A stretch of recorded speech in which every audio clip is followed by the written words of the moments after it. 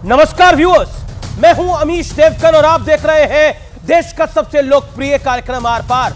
आज आर पार की शुरुआत दो तस्वीरों के साथ करना बेहद आवश्यक हो जाता है, क्योंकि कल केरल के एर्नाकुलम में एक के बाद एक 3 धमाके से दहल गया। 3 लोगों की मौत हो गई, 50 से ज्यादा जख्मी हो गए। उधर केरल के मुख्यमंत्री पी विजयन दिल्ली में बैठकर इजराइल के हमले का विरोध कर रहे थे।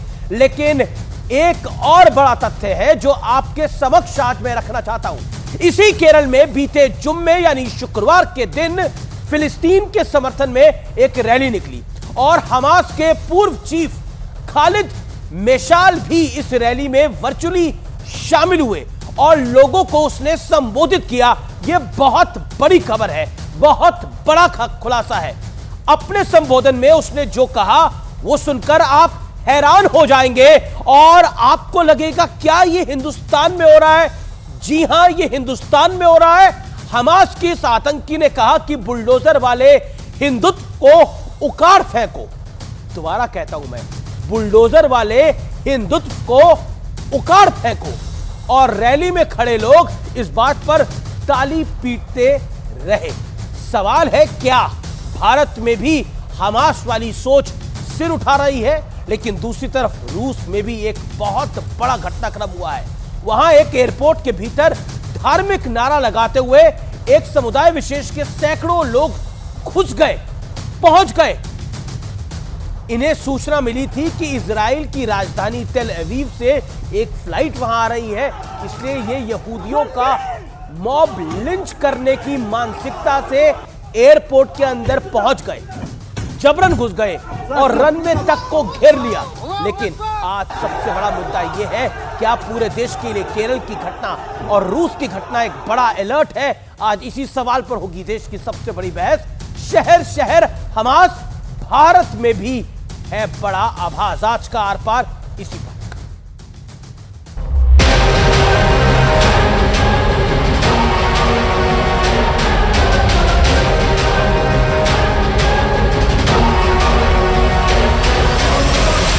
पूरी दुनिया गाजा और इजराइल के धमाकों में उलझी थी और इसी बीच रविवार को केरल का एर्नाकुलम सीरियल धमाकों से दहल गया।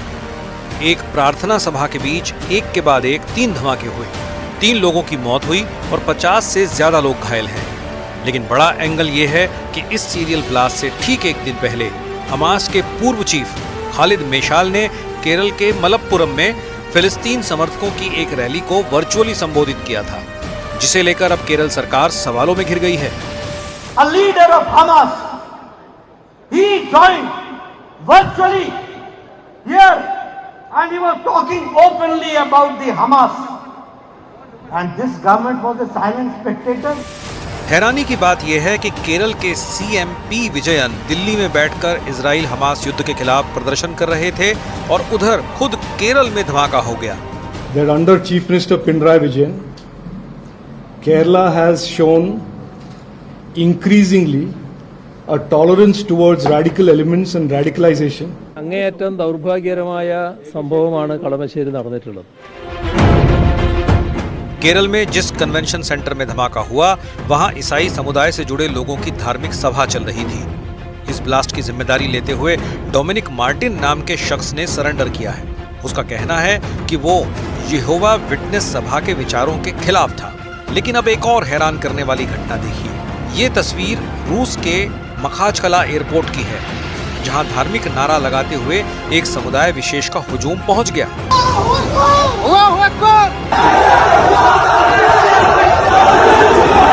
इनका इरादा यहूदियों की मॉब लिंचिंग का था। इन्हें सूचना मिली थी कि इजराइल की राजधानी तेल अवीव से एक फ्लाइट वहां आ रही है, तो भीड़ ने फ्लाइट के रनवे तक को घेर लिया। तो सवाल है कि क्या पूरी दुनिया कट्टर सोच की गिरफ्त में फंसती जा रही है? आज इसी सवाल पर होगी देश की सबसे बड़ी बहस। शहर शहर हमास, भारत में भी आभास। और अब वक्त है आर पार के सुप्रसिद्ध विश्लेषण का। ये सीधे चलते हैं मैजिक बॉल पर देखने के लिए भारत में हमास के आभास का विश्लेषण। फैक्ट नंबर 1, पहला फैक्ट, केरल के मल्लापुरम में हमास के समर्थन में रैली निकली।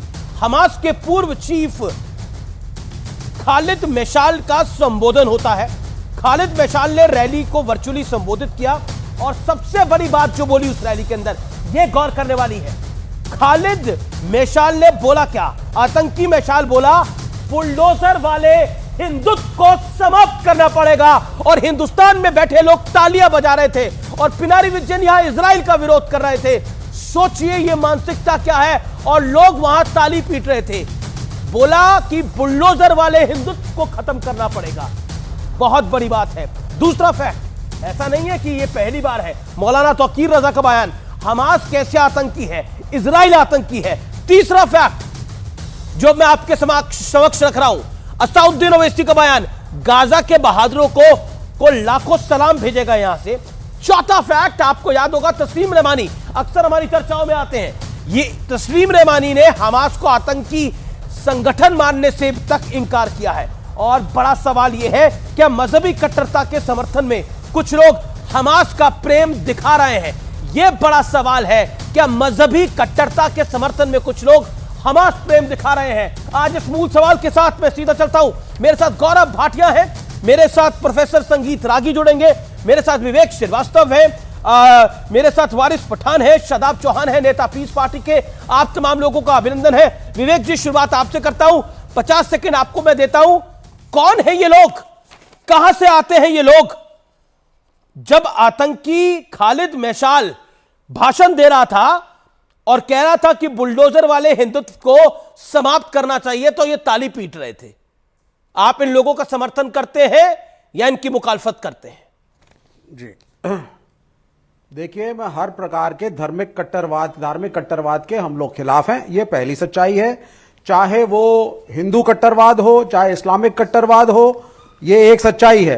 अब बुलडोजर वाला हिंदुत्व कौन सा हिंदुत्व होता है मैं नहीं जानता। मैं हमास के स्पीकर को तो एंडोर्स नहीं कर रहा, लेकिन डेफिनेटली हिंदुत्व में बुलडोजर की क्या जगह है मैं नहीं जानता। हिंदुइज्म जरूर एक महान धर्म हम मान सकते हैं, लेकिन जो भाजपा का हिंदुत्व है मैं उसका विरोधी हूं, क्योंकि वो डिवीजन नेचर है और देश के अंदर धर्म के आधार पर बांट रहा है। नहीं, विवेक जी आप ही के पास मैं आ रहा हूं। You made your point for 40 seconds, I will give you more 30 second, 40 second.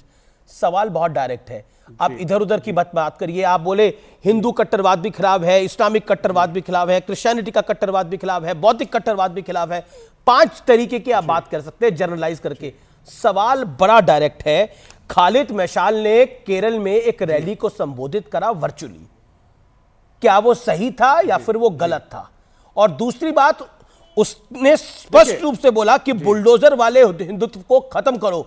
मैं पूछता हूं, खालिद मैशाल कौन होता है ये बोलने वाला, और कौन लोग थे जो वहां पे ताली बजा रहे थे? आप इधर उधर की बात कर रहे हैं, सवाल आप बिल्कुल, मैं बिल्कुल क्लियर बोलने वाला आदमी हूं, मैं बड़ा ब्लंट बोलता हूं। पहली चीज, मैं पैलेस्टीन का समर्थक हूं, पैलेस्टीन के कॉज का बड़ी क्लियरली, और मेरे हिसाब से इजराइल एक टेरर स्टेट की तरह है। मैं यूनाइटेड नेशंस के सेक्रेटरी जनरल के बयान को एंडोर्स करता हूं, जिन्होंने कहा कि हम 7 अक्टूबर के हमले की निंदा जरूर करते हैं हमास के, लेकिन it not should be seen in vacuum, और इजराइल का भी एक लंबा इतिहास उस तरीके का रहा है। नहीं, मैं इसको एंडोर्स करता हूं, ये मेरा स्टैंड है बड़ा क्लियर सा। लेकिन मेरा सवाल है कि मेरा सवाल है कि खालिद मैशाल का वर्चुअल संबोधन हो कैसे गया? सर, पिनारी विजयन क्या कर रहे थे? बिल्कुल वो गलत चीज है। नहीं, आप सुन लीजिए। अब आप इसमें 2 बातें हैं। एक चीज, आज इंटरनेट की दुनिया में कोई भी किसी से बात कर सकता है, कोई भी कम्युनिकेट क्या बात कर रहे हैं आप? इंटरनेशनल सेमिनार, एक आतंकवादी हमारे देश में बात कर रहा है, लोग वहां तालियां बजा रहे हैं।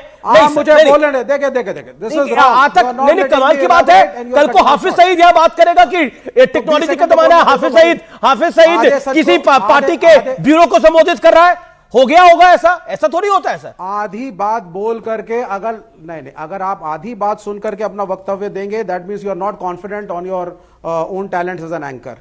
सो learn to give me time and then you counter me. All I am saying is number 1, किसी भी फॉरेन नेशनल का, चाहे वो कोई भी हो, हमारे देश के विषयों के बारे में बोलना गलत है। मैं आपकी बात को एंडोर्स करता हूं अमीश देवगन कि no foreigner has a right to speak on the internal issues of our nation. I endorse Amish Devgan, absolutely you are right.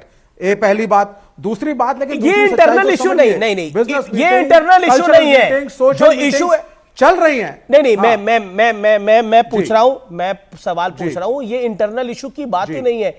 एक टेररिस्ट हमारे मुल्क में आकर हमारे लोगों को भड़काने का काम कर रहा है। जी मैं जानना चाह रहा हूं क्यों कर रहा है, और जो लोग वहां मौजूद थे उन पे क्या एक्शन हो रहा है, और जो आयोजक थे उन पे क्या एक्शन कर रहा है हो रहा है। क्या आपको लगता नहीं उन पे कार्रवाई होनी चाहिए? उन सबको बंद करना चाहिए एक एक महीना के लिए, नहीं तो इन सबको निकाल देना चाहिए गाजा में। जाइए वहां पे काम करिए आप लोग। मैं इसमें थोड़ा सा साइड में बोलूंगा। मैं अगर आप जब यूनाइटेड नेशंस ने हमास को अभी डिक्लेयर नहीं किया है आतंकी संगठन, तो how can you and I declare is at a terrorist organization? फिर आप इजराइल को भी टेरर स्टेट डिक्लेयर करिए। दोनों एक ही काम कर रहे हैं। इजराइल रोज ही करता आया है 70-75 ji Gaurav Bhatia same side. Ji Gaurav Bhatia 50 seconds, make your point. Khaled Mashal ने एक वर्चुअली रैली को संबोधित किया और बोला, I am quoting him, bulldozer वाले हिंदुत्व को खत्म करो। सबसे पहले तो देखिए किस तरह से कोई आतंकवादी वर्चुअली एक बैठक को संबोधित कर देता है, और लेफ्ट की सरकार है, पिनरई विजयन जो वहां मुख्यमंत्री हैं, उनको खबर भी नहीं होती है कि एक आतंकी संबोधित कर रहा है सभा को। लॉ एंड ऑर्डर, कानून व्यवस्था संविधान में एक प्रदेश की सरकार की जिम्मेदारी है अमीर जी। इसका मतलब कानून व्यवस्था ध्वस्त है, और यहां पे बैठ के लेफ्ट के प्रवक्ता ये नहीं बता पा रहे कि ऐसी लचर हालत कानून व्यवस्था की हुई क्यों। कानून व्यवस्था ध्वस्त है, पिनरई विजयन मस्त है, क्योंकि उनको तो तुष्टीकरण की राजनीति करनी है। दूसरी बात, एक आतंकी, अरे उसकी औकात क्या है, हैसियत क्या है? वो बोलेगा बुलडोजर वाला हिंदुत्व।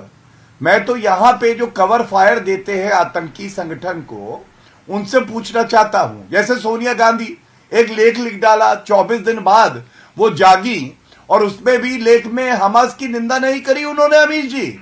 ऐसे ही लेफ्ट है, ऐसे ही AIMIM इजराइल की कर दीजिए ना निंदा, का झंडा लगा रहे हैं, की निंदा कर दीजिए, लेकिन बीच में नहीं शांत कराइए। इजराइल की निंदा करी सर, कर रहे हैं अब ये।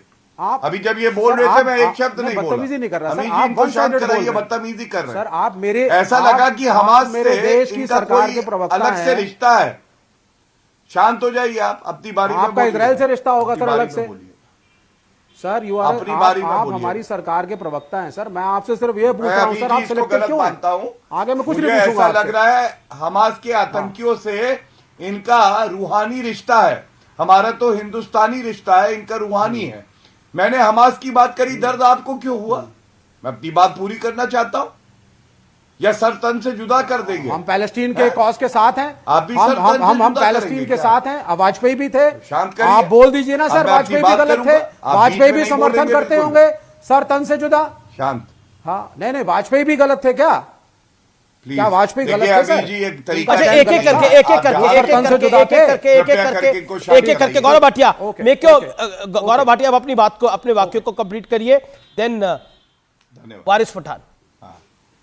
ओके, देखिए पहली बात तो मैं ये बता दूं, एक आतंकी अगर संबोधित करता है भारत में एक सभा को तो ये चिंता का विषय है, और इसीलिए आपने देखा कैसे गृह मंत्रालय ने संज्ञान लिया। NIA और NSG दोनों की टीम वहां गई है, और हम सच्चाई भी जानेंगे, और जो लोग इसके पीछे हैं उनको सजा भी होगी, ये सुनिश्चित करेंगे। लेकिन क्या यहाँ पे जो राजनीतिक दल कवर फायर दे रहे हमास को, वो बताएंगे जी गौरव, इस्लाम खराब है या नहीं? जब ऐसा इस्लाम जो कहता है सर तन से जुदा, जो कहता है काफिरों को मारो, ये जो आतंकी संगठन है, मैं रुक करता हूं वारिस पठान का। कहते हैं ना सर तन से जुदा। मामला सिर्फ एक नहीं है, काफिरों को मारो। जी वारिस पठान ऑन स्क्रीन। वारिस पठान, आतंकी खालिद मैशाल ने बोला बुलडोजर वाले हिंदुत्व को खत्म करो। मौलाना तकीर रजा ने बोला हमास कैसे आतंकी हो गया। असाउद्दीन ओवैसी ने बोला कि गाजा के बहादुरों को सलाम भेजो। मेरा सवाल यह है, क्या धार्मिक कट्टरता के दायरे में सब कुछ ढका और छुपाया जा सकता है? रशिया के अंदर, यानी रशिया के अंदर घुस गए, रूस के अंदर घुस गए कुछ लोग, और कहने लगे एयरपोर्ट पर कि यहां पर हो सकता है यहूदी हो, इजरायली है, हम उन्हें मारना चाहते हैं। वो नहीं निकले वहां पर। क्यों समर्थन कर रहे हैं ऐसे लोगों का? पहले तो अमीश भाई जी बहुत तंग हो रहा। अमीश भाई, सबसे पहले तो मैं वायलेंस का कंडेम करता हूं, टेररिस्ट गतिविधियों का कंडेम करता हूं। जो केरला में ब्लास्ट हुआ वो निंदनीय है, और जिस किसी ने भी किया अभी एनआईए की जांच में तो आ गया है ना कि डोमिनिक मार्टिन नाम का एक लड़का था क्रिश्चियन, उसने कहा कि वो ब्लास्ट उसने किया क्योंकि वो विचारधारा से प्रेरित था। तो जिस किसी ने भी किया उसके खिलाफ कार्रवाई होनी चाहिए और इन्वेस्टिगेशन चल रहा है। मगर अमीश भाई यहाँ पे दो चीज तो समझना पड़ेगा ना आपको, आतंकवादी कौन है, टेररिस्ट कौन है? आप और मैं यूनाइटेड नेशन के हेड नहीं है जो हमास को टेररिस्ट घोषित कर देंगे। ना आप प्रधानमंत्री, ना वारिस पठान प्रधानमंत्री है, ना आप एक्सटर्नल मिनिस्टर है, ना वारिस पठान एक्सटर्नल मिनिस्टर है जो हमास को आतंकवादी घोषित कर देगा, क्योंकि अब तक इन लोगों ने घोषित नहीं किया। अमीश भाई, आप और मैं इतने बड़े नहीं हो गए कि हमास को आतंकवादी घोषित कर देंगे, ये पहले ध्यान में रख दो। अब टेररिस्ट कौन है और टेररिस्ट ऑर्गेनाइजेशन क्या है, टेरर क्या बोलते हैं? जो इंसान, जो स्टेट जैसा इसराइल जैसा अगर जो निहत्ते सिविलियंस को बॉम्बार्डिंग करके फॉस्फोरस बम जो बैंड है, इलीगल है, वो मारे, जिसमें अगर 26 दिन की जंग के अंदर, जंग नहीं ये तो रिवेंज ले लेना, इसराइल रिवेंज है। इसराइल जो फाइट कर रहा है हमास से नहीं कर रहा है, फिलिस्तीन के गाजा पट्टी के महिलाओं और मासूम बच्चों से कर रहा है ना। तो उनको जो मारा जा रहा है वो नरसंहार है, एथनिक क्लिंसिंग है, जेनोसाइड है। और जो इस तरह की काम करता है, इलेक्ट्रिसिटी बंद कर देने का, मेडिकल एड बंद कर देने का, फ्यूल बंद कर देने का, उसको आतंकवादी बोलते हैं। और ये जो रूस के एयरपोर्ट जिसको यूनाइटेड नेशन ने बोला वो इसराइल है, वो इसराइल है। रूस के एयरपोर्ट, 10 सेकंड में अपनी बात एकदम कंप्लीट। Okay, 10 seconds given. रूस के एयरपोर्ट पे हुआ तो अमीश भाई, मैं और आप बैठ के यहाँ पे क्या करेंगे? अपना क्या है वहां पे? आपकी पुलिस से पैसा नहीं, क्या करो बात? नहीं, तो फिर मैं पूछ रहा हूं अपना गाजा में क्या है? निपट लेगी पुलिस। आपका गाजा में क्या है? गाजा में क्या है? मेरी आस्था और इंसानियत, मेरी आस्था और इंसानियत लगी हुई है गाजा के उन मजलूमों से जिनके साथ 1948 से अच्छा, 70 साल एक बात बताइए, और ये जो 1.5 लाख लोगों का नरसंहार, 33,000 बच्चों का नरसंहार, 25 दिन के जंग के अंदर 8,000 आपने वारिस पठान 10 सेकंड मांगे थे, 3,000 बच्चों का नरसंहार। वारिस पठान आपने 10 सेकंड मांगे थे। वारिस पठान हियर में इत्मीनान से, वारिस पठान इत्मीनान से, एक सेकंड वारिस पठान जी, सवाल आपने 10 सेकंड मांगे थे, 40 सेकंड उसके बाद बोला। धार्मिक नारे लगाते हुए, अल्लाह अकबर लगाते हुए भीड़ एयरपोर्ट पहुंची। रूस के माखचकाला एयरपोर्ट पर भारी भीड़ पहुंची। उन्हें लगा वहां पे यहूदी हैं, इजरायली नागरिक हैं, उनको हम मार देंगे। जो लोग भीड़ के लिए भीड़ के साथ वहां पर पहुंचे, जिन्होंने एयरपोर्ट पे तोड़फोड़ करी, जिनकी तस्वीरें मैं इस समय चला रहा हूं, वो कौन थे? उनकी मानसिकता क्या थी? क्यों गए थे वो रूस के उस एयरपोर्ट पे यहूदियों को मारने के लिए? और धार्मिक नारा क्यों लगा रहे थे? अपने को नहीं मालूम क्यों गए थे अमीश भाई। धार्मिक नारा लगाना गुनाह है क्या? कौन थे वो? कौन थे? धार्मिक नारा लगाना किसी को मारने के लिए? धार्मिक नारे लगा के गरे मार दिया जाता है गरीबों को। जेएसआर का नारा लगा के मुसलमानों का नरसंहार कर देते हैं, गाय के नाम के ऊपर मुसलमानों को नरसंहार कर देते हैं। नारा लगा? हाँ, ये बोल भारत माता की जय बोल, नहीं तो तेरे को मार डालेंगे। तो ये भी तो नारे के मार डालते हैं यहाँ पे। तो मेरा तो सवाल है कि ये लोग कौन थे? मैं बोल रहा हूं, अगर किसी ने नारा लगाया, नारे तकबीर अल्लाह अकबर, अल्लाह को ग्लोरीफाई करना गुनाह है क्या? अरे अल्लाह इज द ग्रेटेस्ट। नहीं, बट यू माइट, आप लगाइए नारा, लेकिन उसके बाद वो नारा लगाकर यहूदियों को मारने के लिए घुस गए एयरपोर्ट के ऊपर। कल कोई यहूदी दिल्ली के अंदर होगा, 50 लोग घुस जाएंगे उसे मारने के लिए। क्या कितने को? नहीं, वायलेंस नहीं होना चाहिए। Gaurav Bhatia wants to respond. Gaurav Bhatia respond to this. हाथ में लेने का अधिकार।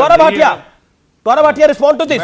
हम कौन होते हैं हमास को आतंकी संगठन बोलने वाला? आप लोग खुद नहीं बोल रहे, आपकी सरकार खुद घबराई हुई है क्या? यह सवाल आ रहा है वारिस पठान की तरफ से। पहले तो अमीर जी, आपकी इस डिबेट पे जो बात कही गई, हर भारतीय शर्मसार हो गया। आपने सुना इन्होंने क्या कहा? इन्होंने कहा अल्लाह अकबर का नारा लगा के अगर बलात्कार कर दिया है, जान ले ली, बच्चों के सर तन से जुदा कर दिए, तो क्या हो गया? अल्लाह अकबर का नारा लगाया। झूठ, गलत, शर्म आनी चाहिए। बोला ही नहीं। मैं तो मैंने ऐसा बोला नहीं। गौरव भाटिया झूठा नंबर 1। अपनी बारी में, इजराइल की तरह अपनी बारी में रिवाइंड करो। झूठ बोलेंगे तो रोका जाएगा। अपनी बारी नहीं, पर 40 सेकंड उनको मिलेगा, बारी का इंतजार नहीं किया जाएगा। गलत बात जी, ये गलत बात है। चर्चा पता है क्या धोखा है, फरेब है। ये लोग सारे के सारे आए हैं यहाँ पे शब्दों से आतंक फैलाने। और मैं एक बात कहूंगा, देखिए, आज वारिस पठान को शर्म आनी चाहिए। उनको आज ये कहना चाहिए था कि देश के हित में जो प्रधानमंत्री जी ने स्टैंड लिया है मैं उसके साथ खड़ा हूं। अरे तुमसे एक शहर संभलता नहीं है, 2 सांसद हैं, चले हैं फिलिस्तीन के साथ खड़े होने, और इन्हें कहना चाहिए था अल्लाह अकबर का नारा लगा के मेरे ईश्वर, मेरे अल्लाह, मेरे भगवान को कोई बदनाम करता है तो मैं धिक्कार करता हूं ऐसे आतंकी की। लेकिन इन्होंने क्या कह दिया, इन्होंने कहा अल्लाह अकबर का नारा लगा रहा है तो इसमें गलत क्या है। अरे शर्म आनी चाहिए, चुल्लू भर पानी में डूब मरना चाहिए। दूसरी बात, जब आपने रूस की बात करी तो इन्होंने कहा रूस से हमें क्या लेना देना, बाहर है। तो मैं भी कहूंगा ओवैसी जी, फिलिस्तीन से क्या लेना देना आपको। आप भारत माता की जय का नारा नहीं लगा सकते लेकिन फिलिस्तीन का झंडा लगा रहे। अरे भारत से क्या लेना देना, जवाब रूस से कोई लेना देना नहीं है तो ये हमास से क्या लेना देना है। अमीश भाई जवाब, रूस से कोई लेना देना नहीं है तो हमास से क्या लेना देना है। जवाब अमीश भाई, जवाब जी जी जी सुनिए अमीश भाई। अरे जवाब अमीश भाई फिलिस्तीन के साथ खड़े रहने का मतलब ये नहीं ना कि हमास के साथ जाके खड़े होगा। मेरा क्या नाता है, नाते पे पुनाते। आपका क्या है अमीश भाई, गौरव भाटिया क्या आप तो ना 3 महीना 13 के अंदर हो वहां पे। मेरा तो बैतुल मुकद्दस है, पहला किबला है, मस्जिद अव्वल है वहां पर मेरा, मस्जिद अक्सा मेरी वहां पर है। वेस्ट में तो मैं नहीं खड़े रहूं, मैं इंसानियत से नाता है मेरा है। याकूब मेमन मुसलमान था, इसलिए फांसी हुई, ये कहा। अच्छा अभी आगे मैं बोलूंगा। Gaurav Bhatia allow him make his point. Okay करें अलाउड। अमीश भाई आप क्या करो मालूम है, जैसा गौरव भाटिया को आपने सिंगल कर दिया था, आप सिंगल में बैठ गए थे ना, सिंगल फ्रेम में, और उसको बोलने दिया आपने आपका प्रोपेगेंडा चलाने। ऐसा मेरे को भी सिंगल में डालो और गौरव भाटिया को हटाओ। अब मैं बोलूंगा, अब बोलूंगा, छप्पड़ फाड़ के बोलूंगा। लगाओ सिंगल फ्रेम में, लगाओ सिंगल फ्रेम में, लगाओ गौरव भाटिया को हटाओ। बात करिए, बात फिर सुनो। अरे इस लायक तो बनो कि ऐसा नहीं चलेगा, बराबरी की बात होगा, बराबरी इक्वल। सुनो, फ्रेम से भी बाहर हो क्या है गौरव भाटिया, अगर इसराइल के साथ खड़े खड़े पैर दुख गए हो, घुटनों में दर्द आ गया हो, एरिया हिंदुस्तान गई हो, तुम्हारा हमास है, मणिपुर जाके खड़े हो जाओ, खड़े हो जाओ थोड़ा, वो भी अपने देश का हिस्सा है। वहां भी हमारी बहनों के साथ बर्बरता हुआ, जाके देखो भैया क्या हो तुम रहा है। हमारे के साथ खड़े हो ना, गौरव आप लगातार बोल रहे हैं, मेरा निवेदन मानिए ना। सुनिए वारिस जी, अच्छी बात नहीं है गौरव भाटिया, पैर दर्द हो गया हो, घुटने थक गए हो, एड़ियां सूज गई हो इसराइल के साथ खड़े खड़े, तो थोड़े दिन जाके जरा मणिपुर के साथ भी खड़े हो जाओ, अपने देश का हिस्सा है। ट्रेन में चले जाओ, अमीश भाई को साथ में लेके जाओ, कैमरामैन के साथ जाओ, देखो क्या हालत है वहां पर। इंटरनेट बंद कर दिया था, हमारी मां बहनों के साथ क्या बर्बरता की गई थी वो भी जरा बताओ। यहां पे आके लोगों को फिर डिबेट करो उसके ऊपर भी। यहां सिर्फ बैठ के स्टैंड क्या लेना, इनको इसराइल से मोहब्बत नहीं है अमीश भाई, आपको भी इसराइल से मोहब्बत नहीं है, आपको मुसलमान से नफरत है, इसलिए आप बोल रहे हो। नहीं ये गलत कह रहे हैं आप, ये गलत कह रहे हैं आप, ये गलत कह रहे हैं आप। उस वक्त नहीं तो यूए के, एक सेकंड, यूए के मुसलमानों को भी, यूए के मुसलमानों को भी क्या नफरत है गाजा के मुसलमानों से? सवाल पूछता हूं मैं आपसे, आपने गलत आरोप लगाया, आपने बिल्कुल गलत बात बोली। यूए के मुसलमानों को, सऊदी के मुसलमानों को नफरत है, सऊदी के मुसलमानों को, यूए के मुसलमानों को नफरत है क्या गाजा के मुसलमानों से? जॉर्डन के मुसलमानों को नफरत है क्या? सऊदी जिससे नफरत है क्या गाजा के मुसलमानों से? किसी ने जगह नहीं दी। पॉइंट ये है कि कोई अपना देश बर्बाद नहीं करना चाहता, क्यों सऊदी दरवाजा नहीं खोलता? ना सुनिए, अब आपने मुंह में हाथ डाला है, जवाब सुनना पड़ेगा वारिस भाई, सुनना पड़ेगा आपको जवाब। अब मैं आपको पड़ेगा नहीं, अब आपने इतना बड़ा आरोप लगाया, सऊदी के मुसलमानों को नफरत है, यूए के मुसलमानों को नफरत है। सुनिए बात, पूरी बात सुनिए। जॉर्डन के मुसलमानों को नफरत है, तुर्की के मुसलमानों को नफरत है। कोई अपने मुल्क में गंदा नहीं करना चाहता, सब चाहते हैं शांति रहे, लेकिन जो व्यक्ति शांति नहीं चाहता वो इस तरह की बात करता है। क्यों मोहब्बत है? देश को फिलिस्तीन से मोहब्बत है, मोदी जी को फिलिस्तीन से मोहब्बत है। वाजपेयी ने फिलिस्तीन के समर्थन में बात की थी, गांधी जी ने समर्थन में बात की थी। मेरा सवाल ये है कि कौन थे वो लोग? नहीं, आज बड़ा सवाल है। व्यूअर्स एक सेकंड, व्यूअर्स, अमित देवगन मोदी के साथ आपने अपनी बात को रखा, इसमें नरेंद्र मोदी कैसे बीच में आ गया? मोदी का विरोध और मोदी का समर्थन नहीं है। मैं पूछता हूं कि रूस में जो भीड़ घुसी वो कौन सी भीड़ थी? जो एक धार्मिक नारा लगा रहे थे अल्लाह अकबर, और कह रहे थे कोई यहूदी मिलेगा, कोई इजरायली मिलेगा तो हम उसको मार देंगे, और एयरपोर्ट पे तोड़फोड़ करी। शॉट्स देख सकते हैं आप व्यूअर्स, अगर मैं गलत बोल रहा हूं तो अब तस्वीरें देखिए। पॉइंट नंबर 2, कौन थे लोग जो मल्लापुरम में हमास के समर्थन में रैली पहले तो उन्होंने निकाली। चलिए, फ्रीडम ऑफ स्पीच है भारत के अंदर, भारत में तो आजादी इतनी है कि भारत को आप गाली दे ले वो भी आजादी के दायरे में आना चाहिए, और देते हैं लोग गाली। और उसके बाद वर्चुअली खालिद मशाल ने संबोधित करा, आतंकी मशाल बोला, बुलडोजर वाले हिंदुत्व को खत्म करो, लोग ताली पीट रहे थे। देखिए अमिश जी, मैं खालिद मशाल से ज़्यादा मैं उससे दोष नहीं देता। उससे ज़्यादा दोषी हैं मल्लापुरम के और केरल के वे मुसलमान जिन्होंने खालिद मसूल को बोलने के लिए आमंत्रित किया, मिशाल को बोलने के लिए आमंत्रित किया और उसने बोला। ये वैसे ही है जैसे शाह वलीउल्लाह ने अहमद शाह अब्दाली को पत्र लिखा था कि भारत के अंदर जो है वो काफिर लोग सत्ता पर आ जाएंगे, इसलिए भारत पर आक्रमण करो। कल जाकर के यही मुसलमान क्या जैश ए मोहम्मद को, तालिबान को भारत में हस्तक्षेप करने के लिए आमंत्रित करेंगे या नहीं करेंगे? ये एक बहुत बड़ा सवाल है जो मैं उठा रहा हूं। दूसरी बात, इनको आप धार्मिक कट्टरता मत बोलिए। ये इस्लाम का एक व्याख्या का एक चरित्र है, इस चीज को आप समझिएगा। नहीं, मुझे लगता है सुनिए मेरी बात, सुनिए मेरी बात, मैंने आप गौर से मेरी बात नहीं सुने जी। मैंने कहा इस्लाम की एक व्याख्या, इस्लाम की सारी व्याख्याएं ऐसे नहीं है। यदि ऐसी होती तो सऊदी अरब भी आज साथ खड़ा होता इन टेररिस्टों। कोई भी हमास को अपने यहां पैर डालने के लिए नहीं दे रहा है। टर्की अपने यहां नहीं ले रहा है, लेबनान नहीं ले रहा है, सीरिया ले नहीं रहा है, इनको मरने के लिए छोड़ दे रहा है। कोई साथ खड़ा नहीं होने वाला, क्योंकि जानता है कि इजराइल से लड़ने का मतलब है मौत के मुंह में जाना।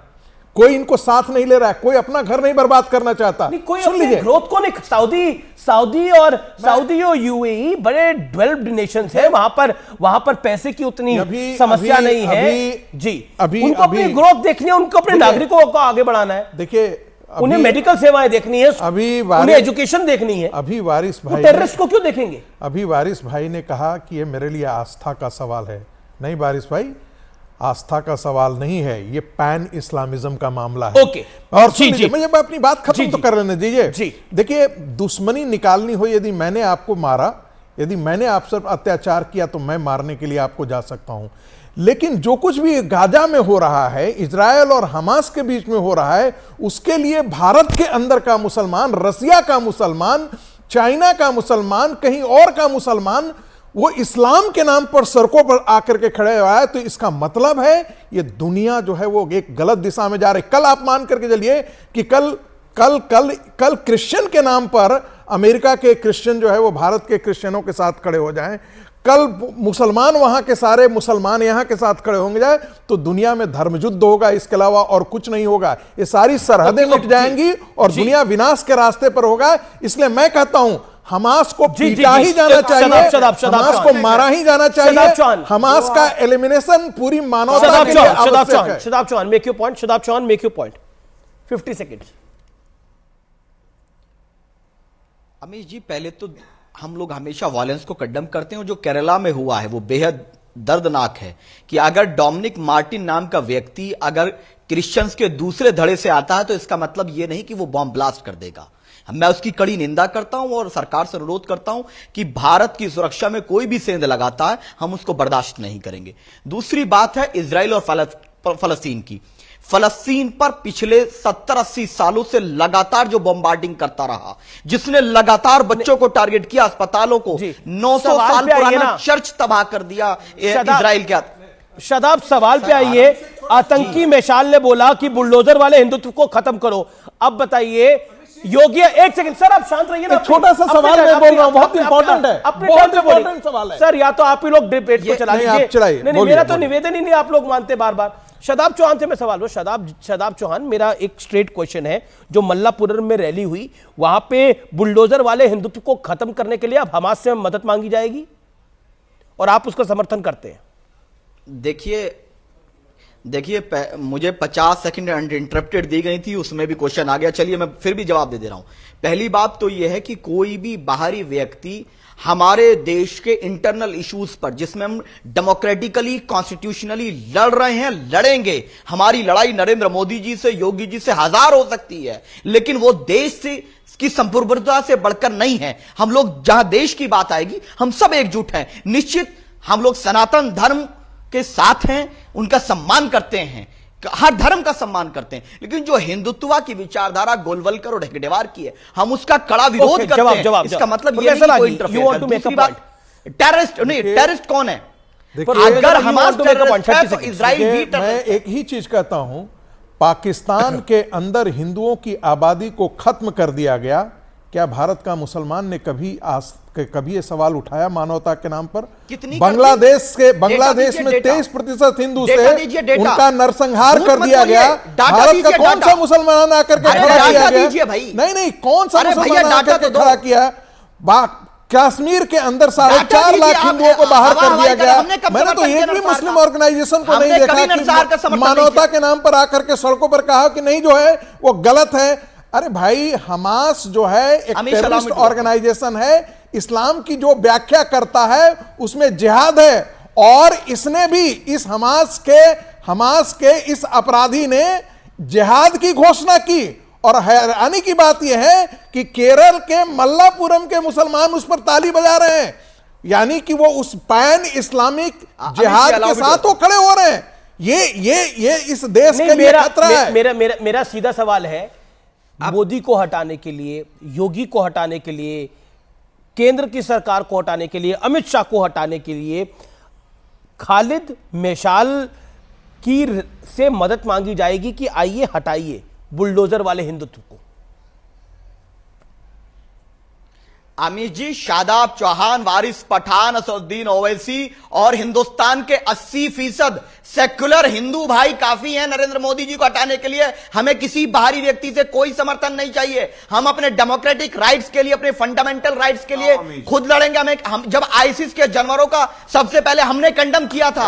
हम कभी भी टेररिज्म का समर्थन नहीं करते, लेकिन ये संगीत राजी जी इजराइल के आतंक का समर्थन कर रहे हैं। बच्चों को मारा जा रहा है, तमाशा, उस पर मजाक उड़ा। तमाशा कौन कर रहा है? गौरव भाटिया, तमाशा कौन कर रहा है? तमाशा कौन कर रहा है? झूठ कौन बोल रहा है? बच्चों को काटने कौन गया था?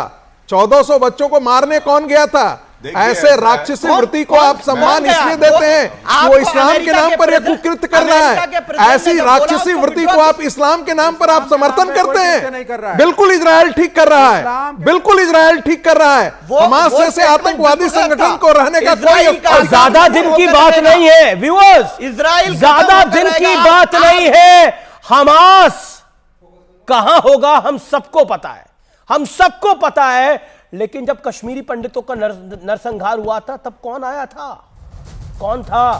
जब देश का बंटवारा हुआ तो कौन था? ये बड़े सारे सवाल हैं। लेकिन आइए देखते हैं ट्वीट मोटरोला फोन से सूरज का, हमें इन घर के दुश्मनों से भी सावधान रहना होगा, यह सवाल है। और हमें इन घर के दुश्मनों से भी सावधान रहना होगा, यह उनका पॉइंट है। मैं ब्रेक ले रहा हूं और ब्रेक के तुरंत बाद हाजिर होते हैं।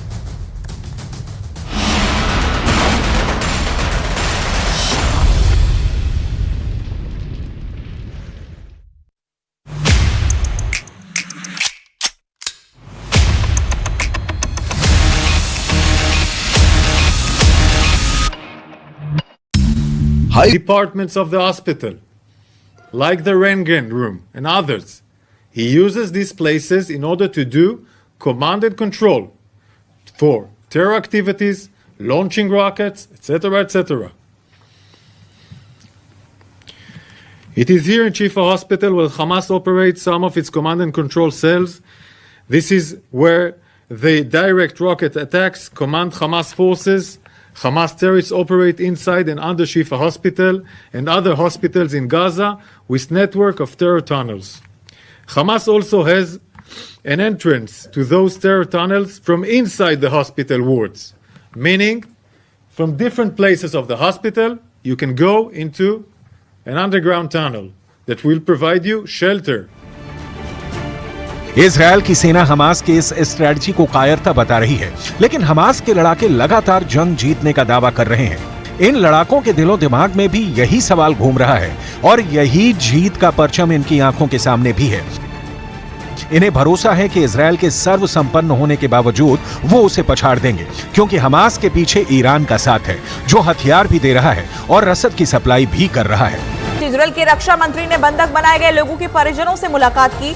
हमास ने जंग के पहले दिन इजराइल में 200 से ज्यादा लोगों को अगवा कर लिया था, जिनमें कई विदेशी नागरिक भी शामिल हैं। अगवा किए गए लोगों को हमास के लड़ाके अपने साथ गाजा में ले गए थे, जिनकी तलाश में इजराइल की सेना और वहां की खुफिया एजेंसी मोसाद ने पूरी ताकत लगा रखी है। लेकिन जंग के 24वें दिन तक बंधकों को छुड़ाना तो दूर की बात, इजराइल उनका पता तक नहीं लगा पाया। इस बीच इजराइल के रक्षा मंत्री योआव गलांत ने बंधक बनाए लोगों के परिवार वालों से तेल अवीव में मुलाकात की और उन्हें भरोसा दिया कि जल्द ही उनके परिजनों को हमास की कैद से छुड़ा लिया जाएगा। इस बीच इजरायली सेना की महिला ब्रिगेड ने भी जंग में मोर्चा संभाल लिया। गाजा से हमास को मिटाने के लिए इजराइल ने अपनी पूरी ताकत झोंक रखी है और इसी कड़ी में इजराइल की सेना की महिला ब्रिगेड भी जंग के मैदान में उतर गई। इजराइल गाजा बॉर्डर के पास से आए एक वीडियो में इजराइल की सेना के अधिकारी एक सैन्य टुकड़ी को जानकारी साझा करते दिखे।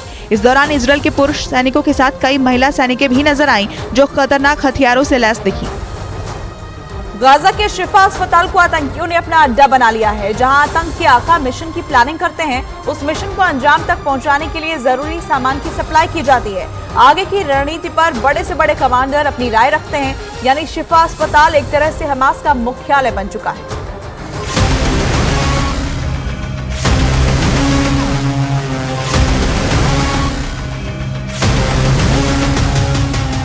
इन चेहरों को गौर से देखिए, इनकी बोली सुनिए।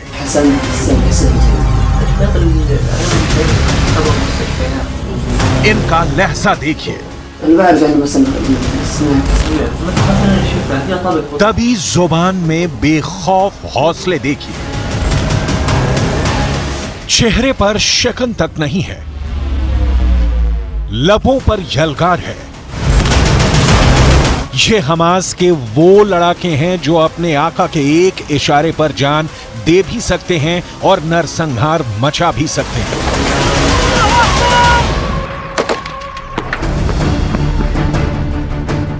ये ना मौत से डरते हैं, ना जंग से भागते हैं। इनकी जुबान इनके हौसले को बताने के लिए काफी है।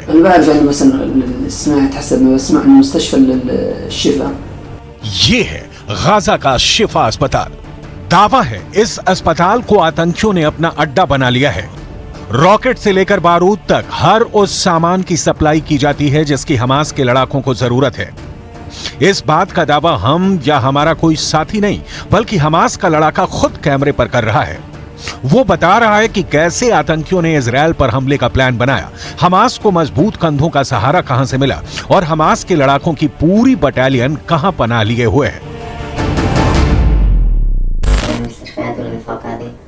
المستشفيات اغلب المساعدات بتخبوا من المستشفيات وبتخبوا ايش تحتها يعني فيش مثلا الشفا فيها طابق بضعه ممكن في البضعه شفا كبيره مش صغيره شفا تبعها في بتخبوا احنا قالوا لنا كل واحد بواحد مسؤول المباشر بيقعد عنده ولما يصير شيء। तो सुना आपने, आतंक का ये लड़ाका खुद ही पूरी सच्चाई को कबूल कर रहा है। वो बता रहा है कि उसकी जान को बचाने के लिए शिफा अस्पताल से बेहतर कोई ठिकाना ही नहीं है। यहां जान भी बचेगी और जिंदगी गुजारने भर का खाना भी वक्त वक्त पर मिलता रहेगा। अस्पताल का नाम होगा तो शक और टारगेट मिसाइल की रेंज में भी अस्पताल नहीं आ सकेगा। ये वही शिफा अस्पताल है जिसको लेकर इजराइल दावा करता है कि ग्राउंड ऑपरेशन में उसका ये पहला टारगेट होगा। अल शिफा अस्पताल में इन दिनों करीब 40,000 लोगों की भीड़ जमा है। इस भीड़ में मरीज भी हैं, घायल लोग भी हैं, बेघर और बेसहारा लोग भी हैं और इन्हीं फिलिस्तीनी लोगों के बीच छिपे हैं हमास के हजारों लड़ाके।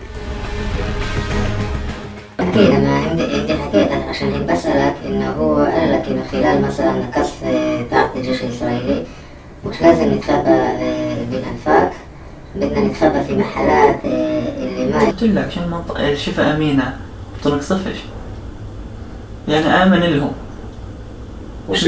حسب علمنا يعني।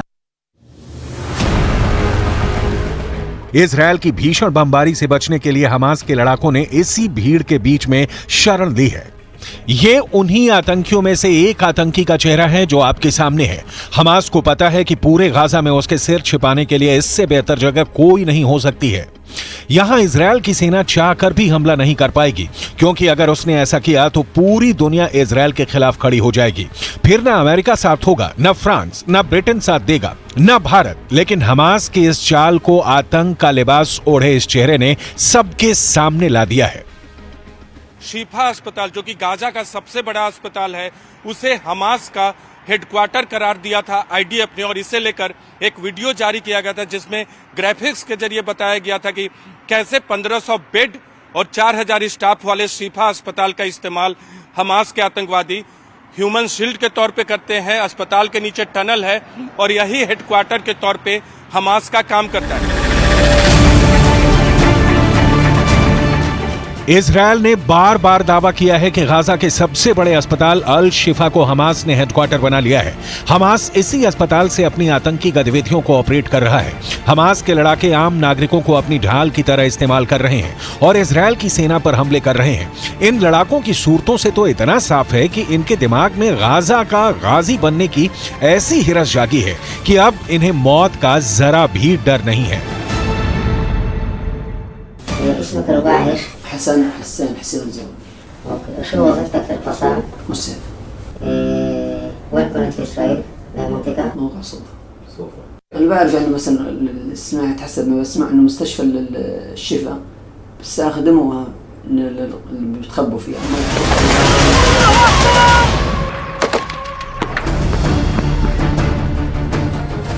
अस्पताल की आड़ में हमास यहां आतंक का अड्डा चला रहा है, इजरायल पर हमले की साजिश बना रहा है।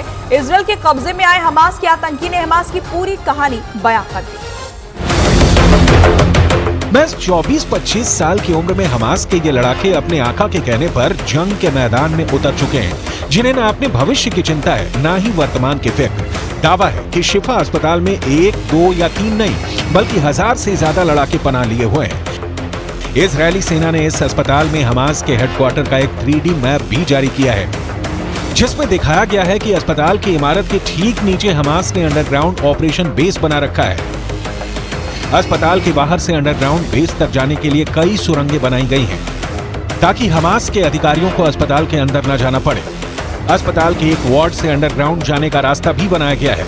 इसके सबूत के तौर पर इजरायल ने कुछ ऑडियो और वीडियो भी जारी किए हैं और बताया है कि आतंकी अभी एक अस्पताल से दूसरे अस्पताल आसानी से जाते देखे गए हैं।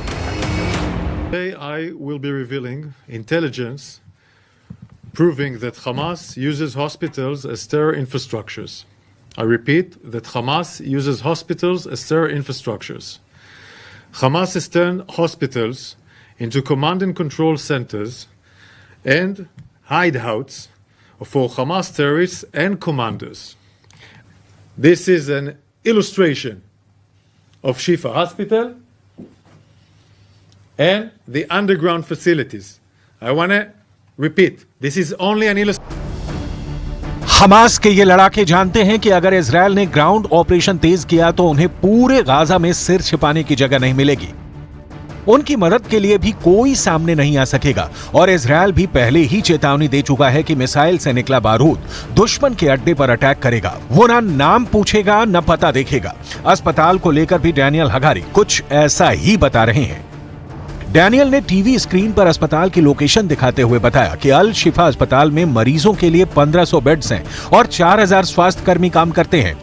इजरायल ने अल शिफा अस्पताल के पूरे कैंपस में हमास के कंट्रोल और इस्तेमाल वाली इमारतों को चिन्हित कर लिया है और पूरी दुनिया को इसके बारे में साफ साफ बता दिया है। The red buildings, as I mentioned, are buildings that Hamas is using, meaning he does his command and control in different departments of the hospital, like the Röntgen room and others. He uses these places in order to do command and control for terror activities, launching rockets, etc., etc.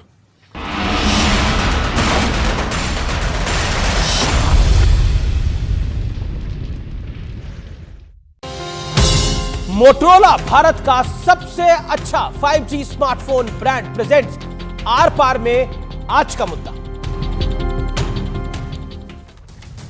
Welcome back viewers, आप देख रहे हैं are पार और बड़ी खबर है। बड़ी खबर का रुख कर लेते हैं।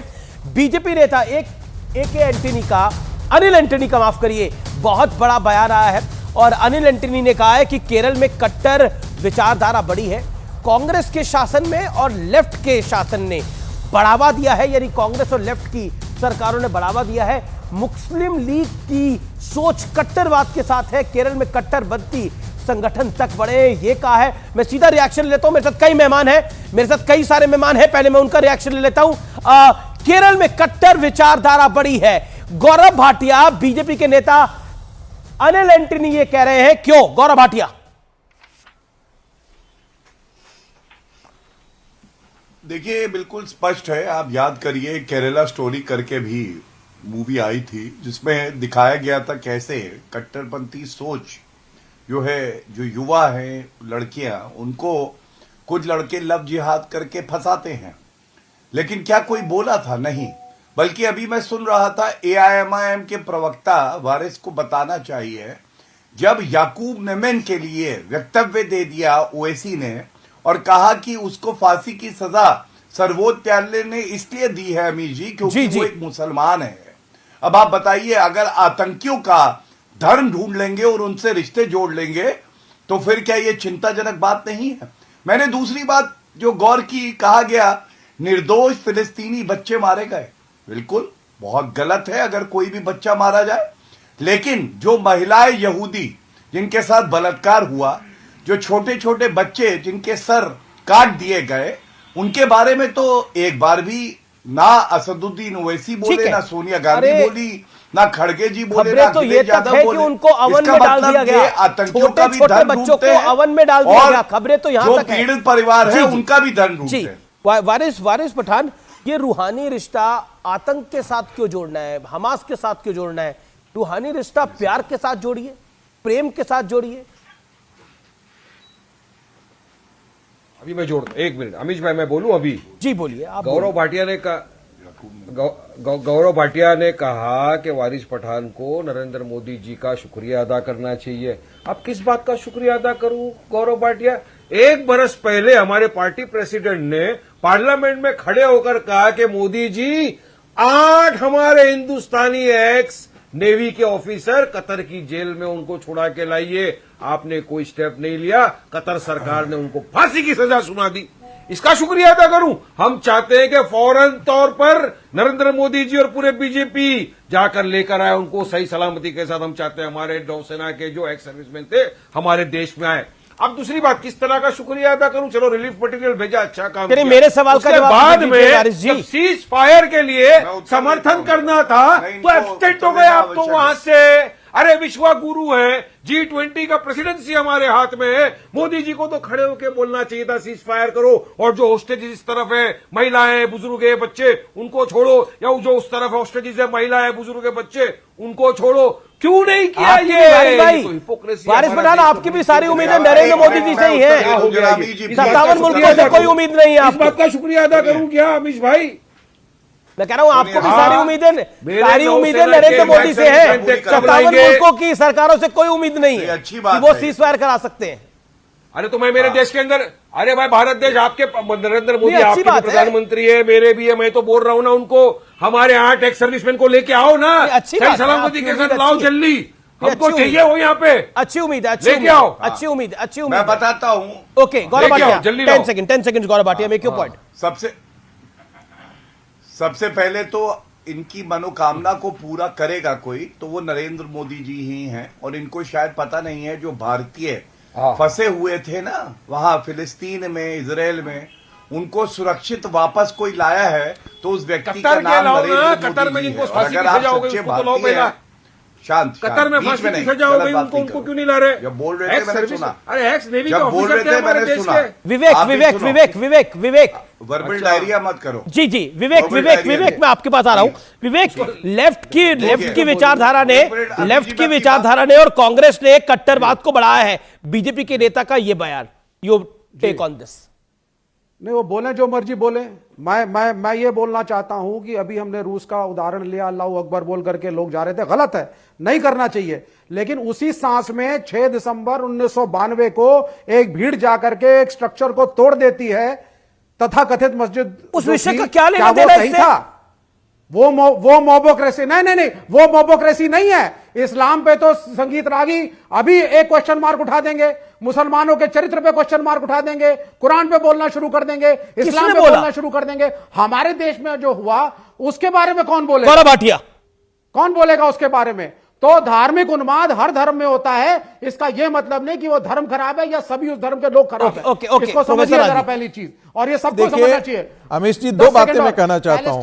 देखिए, जो हमास जैसे इस्लामिक टेररिज्म को पैलेस्टीन का इशू इस्लामिक इशू नहीं है, बड़ा किया और उसे हमेशा समर्थन दिया है। ये आज उनसे मार खा रहे हैं तो इसलिए परेशान है। हाँ, आपको एक चीज तो दाद देनी पड़ेगी, आपको वो जय और वीरू की कहानी जो है ना, सोले वाली निकल कर आती है। एक सेकंड नहीं, ये देखो नॉन सीरियस, नॉन सीरियस बात है। मैं 10 सेकंड ये जय और वीरू की कहानी क्या बोल रहे हैं सुन लेते हैं। जय और वीरू की कहानी क्या बोल रहे हैं प्रोफेसर आगे? देखिए 30 सेकंड दे दीजिए ना। आपको सुना 20 सेकंड दे दीजिए। Sir, you made your point. All audios down, PCR all audios down. Let professor Aage make his point. देखिए, विवेक अवस्थी सबसे बड़ा डेमोक्रेटिक है। जो वारिस पठान है वो आतंकवाद विरोधी है, बेशक वो हमास का समर्थन करते हो। राहुल गांधी सबसे बड़े समझदार आदमी हैं। मनीष सिसोदिया जैसे सबसे बड़ा ईमानदार है। और ये कुछ ऐसा ही है जैसे आप कह दें कि राखी सावंत जो है वो फिल्म इंडस्ट्री की सबसे बड़ी एक्ट्रेस हैं। तो इनसे तुलना कीजिए। अरे तुलना, ये लोग जो एक गणेश जी जय गणपति बप्पा कहने के बाद जो व्यक्ति माफी मांग लेता हो, शदाब चौहान और शदाब चौहान को पीस पार्टी के नेता हैं सबसे बड़े। कुछ ऐसे ही तुलना है। अच्छा ठीक है, शदाब चौहान, अब तो राखी सावंत को भी डिबेट में ले आए जी। हाँ नहीं, अब ये राखी सावंत को लाएंगे, इनके सपने में कभी सनी लियोनी आएंगी, कभी कोई और आएगा, कभी कोई और आएगा। इनको खाली पठान के चेहरे पर मुस्कुराहट देखिए ना, चिंता नहीं है। वारिस पठान के चेहरे पर मुस्कुराहट देखिए। सनी लियोनी का नाम लिया, मैं हंसा। अरे हमारी मुस्कुराहट भी आपकी परेशानी बन गई। नहीं, हमारी मुस्कुराहट भी संगीत जी आपकी। मैं तो अरे भाई, मैं तो यही कह रहा हूं ना कि वारिस पठान हमास के साथ खड़े हो और इसके बाद भी कहें हम वायलेंस के साथ नहीं है। तो ऐसे ही है ना जैसे सुन लीजिए शदाब चौहान 30 सेकंड। अगर संगीत रागी जी आपको मानवता की बात करनी है और आपको कट्टरता और मानवता पे चर्चा करनी है तो खुले दिल से कीजिए। जो जय श्री राम का नारा लगा करके हिंदुस्तान के अंदर अफरजुल का कत्ल किया गया हो, चाहे भारत माता की जय के नाम पर मारा गया हो, या जय श्री राम का नारा या नारे लगाकर बाबरी मस्जिद को शहीद किया गया हो, और अगर कोई अल्लाह अकबर का नारा लगाकर वो डिस्प्यूटेड स्ट्रक्चर था, मैं फिर इसको अगर कोई मासूम का कत्ल करता है, डिस्प्यूटेड स्ट्रक्चर कहा था, कोई बाबरी मस्जिद वगैरह चीज नहीं थी, कोई बाबरी मस्जिद जैसी चीज और एक टेंपल को तोड़ करके स्ट्रक्चर खड़ा किया गया था। एक second, Shadab hear me out, Shadab hear me out. आपने बोला, आपने बड़ी समय लेके बोला कि फलानी लिंचिंग हो गई, वो जय श्री राम बोल के हो गई। आप 3 घटनाओं को, 3 मर्डर्स को हमास के टेररिज्म के साथ इक्वेट कर सकते हैं, लश्कर तैयबा जैश ए मोहम्मद के साथ इक्वेट कर सकते हैं, ISIS के साथ इक्वेट कर सकते हैं, हबीबुल्लाह के साथ इक्वेट कर सकते हैं। आप टेररिस्ट एक्टिविटी को 3 मर्डर के साथ इक्वेट कर सकते हैं? कमाल की बात करते हैं आप। नहीं, एक सेकंड, ये तो यही बात हो गई। ये तो अमीर जी अपवाद को ये नियम के साथ तुलना कर रहे हैं। वो टेररिस्ट जवाब जो इजराइल कर रहा है वो टेररिस्ट एक्टिविटी है? बिल्कुल जो बाबरी मस्जिद की शहादत हुई वो टेररिस्ट एक्टिविटी है? सिखों को जो मारा गया, दिल्ली में सिखों को जो मारा गया वो टेररिस्ट एक्टिविटी है? गांधी जी को जो मारा गया वो टेररिस्ट एक्टिविटी है? जो हमारे देश के प्रधानमंत्रियों को मारा गया वो टेररिस्ट एक्टिविटी है? और जो इजराइल के बच्चों को मारा गया क्या होगी? जो इजराइल के बच्चों को मारा गया आपको सूट करेगा वो टेररिस्ट एक्टिविटी है? जो 26/11 हुआ, जो 9/11 हुआ, इजराइल ने किया वो टेररिस्ट कमाल है। जो कश्मीरी पंडितों के साथ हुआ वो क्या था? वायलेंस और टेररिज्म के बीच में अंतर करना सीखिए। कश्मीरी पंडितों के साथ हिंदुस्तान में जो हुआ वो क्या था? नहीं किया। कश्मीरी पंडितों के साथ जो हिंदुस्तान में हुआ वो क्या था? टेररिज्म का एंडोर्स नहीं किया। कश्मीरी हिंदुओं के साथ कश्मीर में क्या हुआ, हिंदुस्तान में क्या हुआ, बताइए क्या था वो? आतंक था। सिखों के साथ दिल्ली में क्या हुआ? आतंक। सिखों के साथ क्या हुआ? गुजरात के मुसलमानों के साथ क्या हुआ? मुजफ्फरनगर के मुसलमानों के साथ क्या हुआ? हाशिमपुरा के मुसलमानों ने पीएससी के जवानों ने उनको मारा, पीएससी के जवानों ने। देखिए, मैं एक बात में बहुत साफ कर रहा हूं और बहुत गंभीरता से कह रहा हूं। हिंदू समाज दुनिया में कभी भी अपने हिंदू धर्म के प्रचार और प्रसार के लिए हिंसा का सहारा नहीं लेता है, इसलिए आप उनकी तुलना मत कीजिए। ऐसे में एक प्रतिक्रिया के वश में वहां पर हुई है। आज इजराइल यदि मार रहा है, यदि आज इजराइल गाजा में घुस रहा है और पैलेस्तीन मारे जा रहे हैं, तो इसमें दोष पैलेस्तीनियों का कोई कम नहीं है। जैसे गाजा शहर में हमास जैसे टेररिस्टों को उन्होंने शरण दिया है, हमास जैसे टेररिस्टों को उन्होंने पैट्रोनाइज किया है, हमास जैसे राक्षसी तत्वों को उन्होंने बढ़ावा दिया है, उसके लिए वो कम जिम्मेदार नहीं है। अरे इलेक्ट करके यदि उनको एक मॉडरेट फोर्स को चुनना था, तो वो यासिर अराफात के संगठन को क्यों नहीं चुन रहे थे?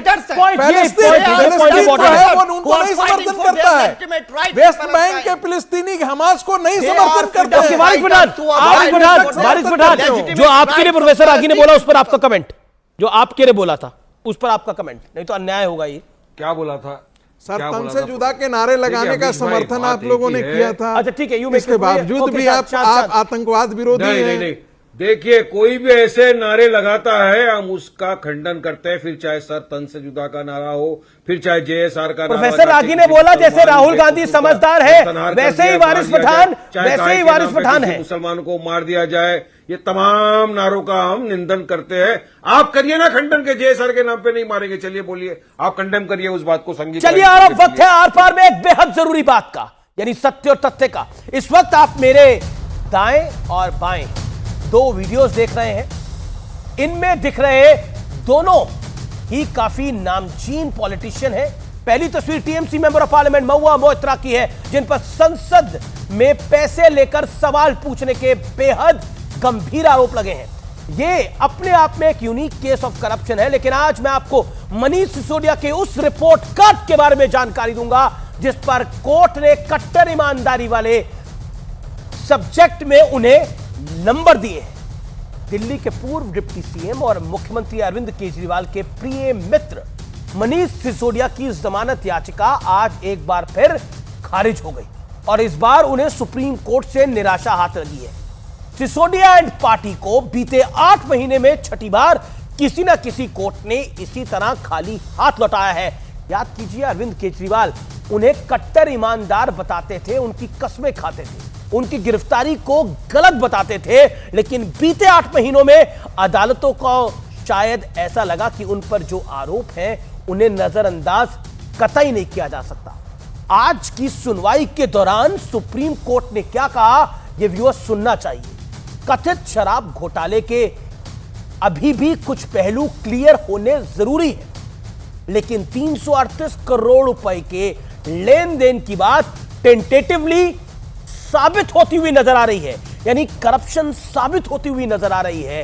कट्टर ईमानदार वाली पार्टी आपकी, इसलिए मनीष सिसोदिया की जमानत याचिका खारिज की जाती है। और अरविंद केजरीवाल हमेशा कहते रहे हैं कि मनीष सिसोदिया पर लगे आरोप गलत है, फर्जी है, जांच एजेंसियों को जांच में कुछ नहीं मिलेगा, झुंझुना मिलेगा। लेकिन अरविंद केजरीवाल चाहे जो कहे, मनीष सिसोदिया अभी कुछ और महीने जेल में ही रहने वाले हैं, क्योंकि आज सुप्रीम कोर्ट ने कहा, जांच एजेंसियों ने भरोसा दिलाया है कि अगले 6 से 8 महीने में ट्रायल पूरा हो जाएगा। अगले 3 महीने में ऐसा लगता है कि ट्रायल की रफ्तार अगर धीमी है तो मनीष सिसोदिया फिर से जमानत याचिका लगा सकते हैं कोर्ट में वापस। यानी मनीष सिसोदिया अभी कम से कम 3 और महीने जेल में रहने वाले हैं।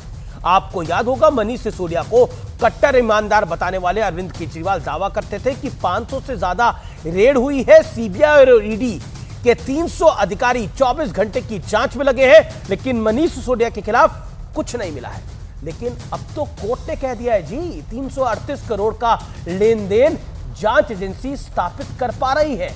अब जरा याद कीजिए, वो अन्ना आंदोलन वाला दौर, देश को क्या क्या सपने दिखाए गए थे। रामलीला मैदान के मंच से, प्रेस कॉन्फ्रेंस से, न्यूज चैनल्स के कार्यक्रमों से अरविंद केजरीवाल एंड टीम कट्टर करप्ट नेताओं की लिस्ट पढ़कर सुनाई पड़ती थी, लेकिन सत्ता में आए तो क्या से क्या हो गए। पहले सत्येंद्र जैन, फिर मनीष सिसोदिया और संजय सिंह, तीनों पर भ्रष्टाचार के बेहद गंभीर आरोप लग गए हैं। भ्रष्टाचार का मुद्दा बनाकर सियासत के रास्ते सत्ता में आने वाली आम आदमी पार्टी का यह वैचारिक पतन नहीं है तो और क्या है। अब भ्रष्टाचार में फंसे अपने नेताओं के पक्ष में अरविंद केजरीवाल कौन से विश्लेषण, कौन से एडजेक्टिव का इस्तेमाल करेंगे, क्योंकि ना सत्येंद्र जैन भगत सिंह साबित हुए, ना ही मनीष सिसोदिया कट्टर ईमानदार। अभी तक तो ऐसा ही दिखाई दे रहा है। और साथ ही साथ एक बात तो बहुत स्पष्ट है कि जो लोग कहते थे कि जांच होगी तो झुंझुना भी नहीं निकलेगा, उनको 338 करोड़ का हिसाब अब देना पड़ेगा। यानी गड़बड़ तो हुई है, ऐसा अंदेशा लगाया जा रहा है। फिलहाल आर पार को यहीं समाप्त करते हैं। उम्मीद है आज का कार्यक्रम आपको जरूर पसंद आया होगा। नमस्कार।